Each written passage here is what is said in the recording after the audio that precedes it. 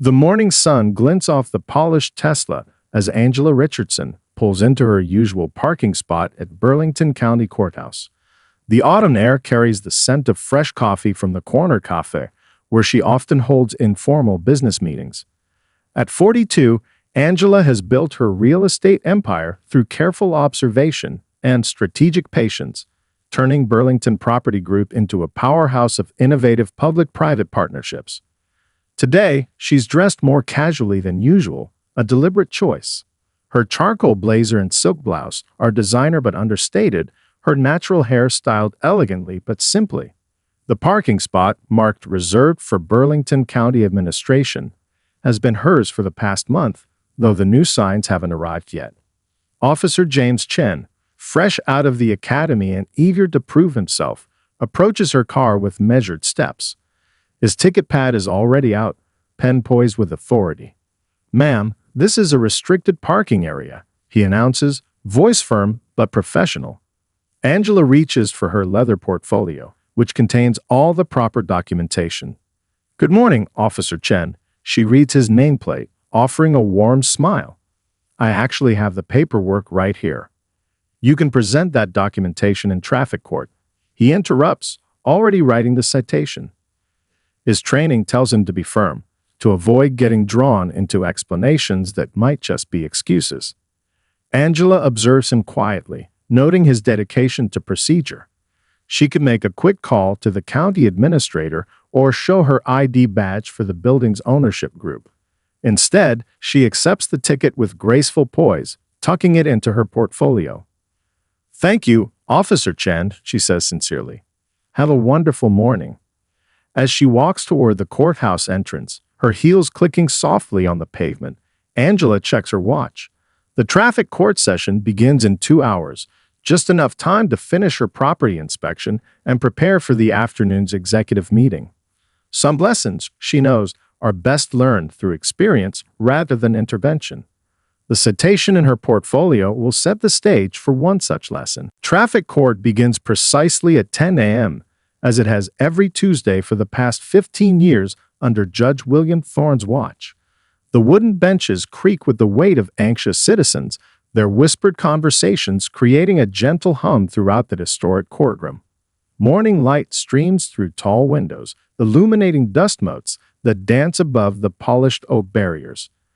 Judge Thorne sweeps into the courtroom, his black robes billowing slightly as he ascends to the bench. At 60, his salt and pepper hair and wire-rimmed glasses project an image of wisdom, though those who know him well recognize the stubborn set of his jaw. He's earned a reputation for running an efficient courtroom, taking pride in processing cases quickly and decisively. Case number 47, parking violation at Burlington County Administration, the clerk announces, her voice carrying across the now hushed room. Angela rises smoothly from her seat in the gallery, portfolio in hand. She approaches the podium with measured steps, noting how Judge Thorne barely glances up from his docket, his pen moving mechanically across the paper. "Your Honor," she begins, her voice clear and professional, "I have documentation showing my authorization for."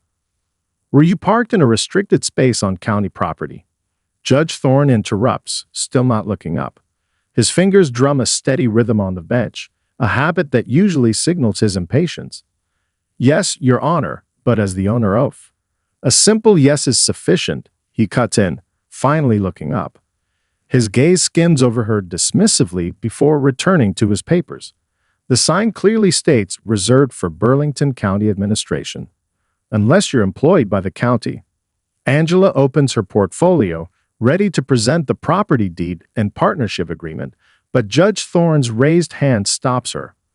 The morning light casts interesting shadows across his stern face as he prepares to deliver his verdict, completely unaware of the irony about to unfold. Given the clear violation of County Parking Ordinance 27B, Judge Thorne pronounces, adjusting his glasses, this court imposes the maximum fine of $200. His gavel punctuates the sentence with practiced authority, the sound echoing through the high-ceilinged courtroom. Angela maintains her composure, though a subtle smile plays at the corners of her mouth. She's handled million-dollar negotiations and transformed skylines across 3 states. Yet here she stands, being lectured about proper parking protocol in her own building. Your Honor, she tries one final time, her voice carrying a note of quiet confidence. If I could just present my documentation. Ms. Richardson, Judge Thorne interrupts, impatience clear in his tone. This court's time is valuable. The signage was clear, and your presence in that space was unauthorized. The fine stands. He shuffles his papers, already looking past her to the next case. Angela slides her business card onto the clerk's desk as she gathers her documents. The embossed card, with its subtle silver lettering identifying her as CEO, Burlington Property Group, goes unnoticed as the clerk mechanically processes her fine. From the gallery, Officer Chen watches with growing uncertainty. Something about Ms. Richardson's calm demeanor doesn't match the typical profile of parking violators he encounters. His instincts, still fresh from academy training, whisper that he's missing something important. As Angela walks toward the courtroom doors, her heels clicking softly against the marble floor, she pauses to make a brief note in her phone. The afternoon's executive meeting agenda needs one small addition: a discussion about updating the parking signage immediately, rather than waiting until next month. Next case, Judge Thorne calls out, already forgetting about the well-dressed woman who just accepted his maximum fine without protest. In 4 hours, he'll remember this moment very differently. The executive conference room on the courthouse's top floor sparkles in the afternoon sunlight.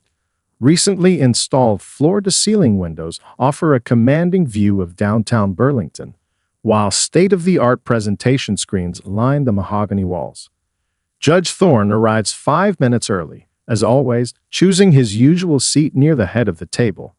County Executive Sarah Martinez bustles in, followed by department heads and senior staff members. Wonderful news, everyone, she announces, her enthusiasm filling the room. Our courthouse modernization project is ahead of schedule and under budget. We're finally going to address those accessibility issues we've been concerned about. Judge Thorne settles into his chair, organizing his notepad and pen with methodical precision. He's attended hundreds of these meetings over the years, and he expects this one to follow the usual pattern of budget discussions and scheduling conflicts. The room falls silent as the door opens one final time. Angela Richardson enters, now dressed in a perfectly tailored navy suit, her portfolio replaced by a sleek tablet. Gone is the casual attire from this morning's court appearance, though her warm smile remains unchanged. Everyone, Sarah continues, please welcome Ms. Angela Richardson, CEO of Burlington Property Group and the visionary behind our public-private partnership.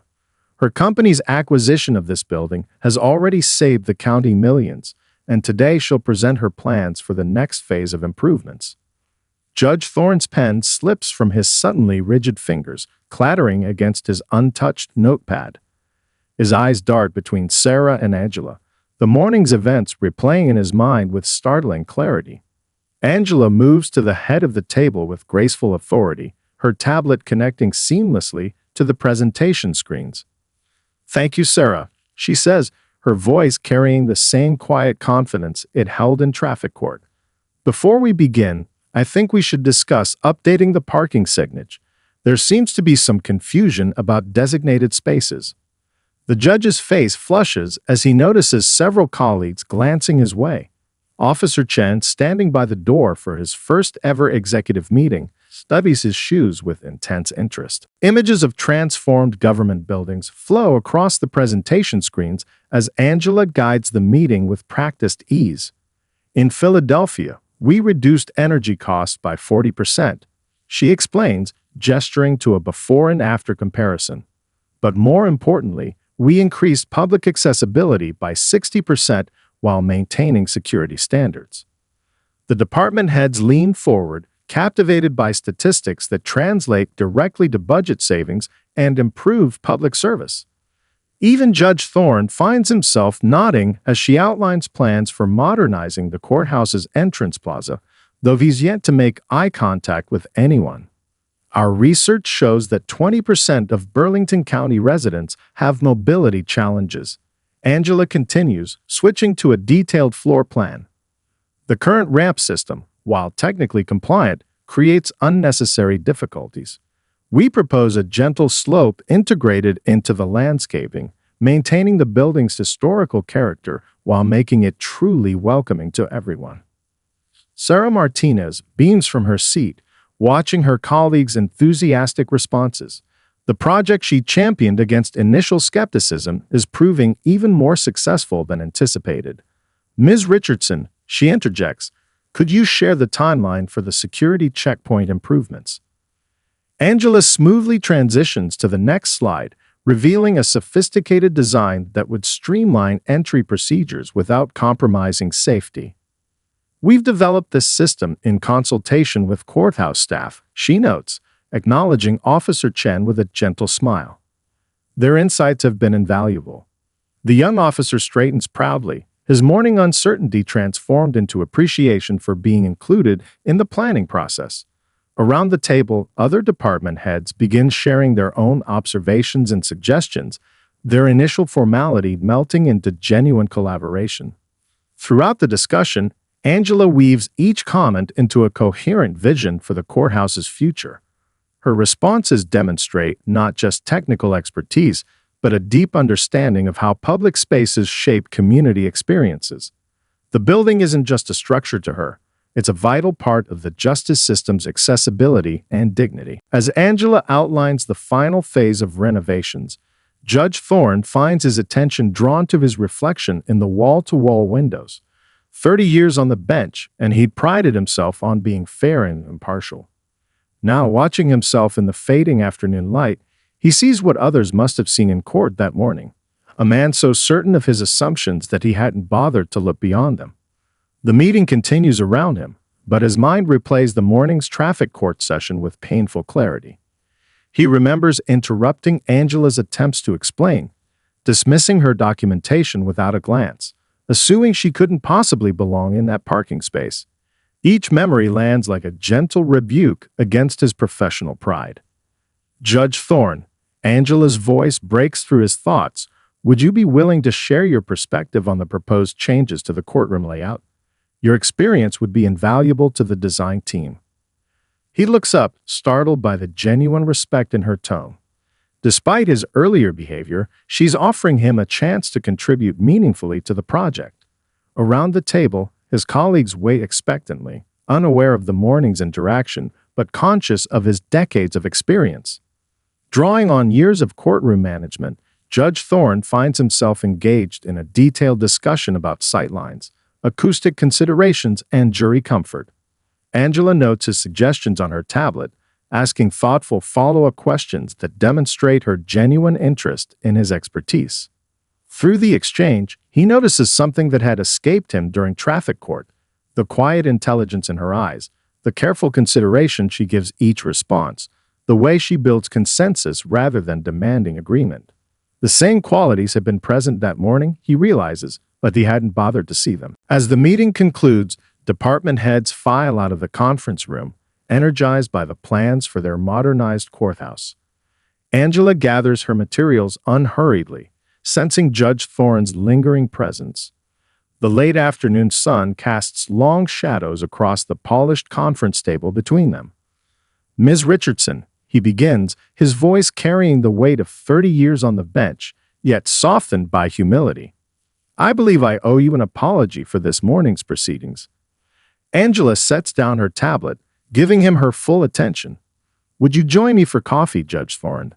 The view from my office is particularly nice this time of day. Her invitation carries no hint of triumph or reproach. Minutes later, they stand in her corner office, where floor-to-ceiling windows frame the courthouse square below. A sleek coffee machine hums quietly as she prepares 2 cups with practiced ease. You know, she begins, handing him a steaming cup. When I first started Burlington Property Group, I would often arrive at construction sites in work boots and a hard hat. The number of times I was mistaken for someone's assistant, she smiles, stirring her coffee. But those experiences shaped our company's hiring practices, our project management style, even our building designs. Judge Thorne watches a young family climbing the courthouse steps below. 30 years of trying to see beyond reasonable doubt, he reflects, and I couldn't see past my own assumptions this morning. We all have our blind spots, Judge Thorne. Angela responds thoughtfully. What matters is how we respond when they're revealed to us. Your contributions in today's meeting showed me someone who cares deeply about making this courthouse work for everyone. A comfortable silence settles between them as they sip their coffee, both considering the day's events from new angles. Finally, Judge Thorne turns from the window. I'd like to learn more about your vision for the courthouse's future, Ms. Richardson.